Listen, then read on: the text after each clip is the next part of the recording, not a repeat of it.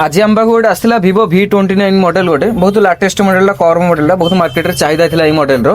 किंतु कस्टमर जेतळ देखैतिले बहुत 3-4 जगह रे दुकान रे देखैतिले सब आइस कंपोनेंट रे सब ऑलरेडी हीट बाजी के सब आइस फाटी जाइतिला 3-4 आइस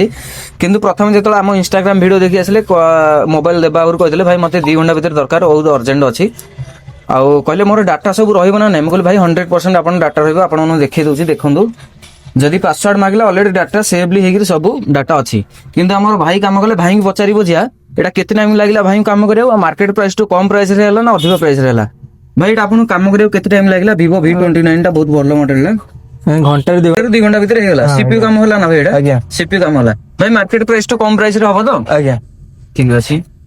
तो देखते भाई हमर कहले घंटा रु 2 घंटा मैक्सिमम गोटे 2 घंटा भीतर सीपीयू काम होई जिवो आपण माने आसंतो आ मार्केट प्राइस टू कम प्राइस हबो आ जदि हमर इंस्टाग्राम को यूट्यूब चैनल जदि फॉलो करी आछंदी ताहाले आपन जल्दी काम करी दिया जिवो रहले जय जगन्नाथ।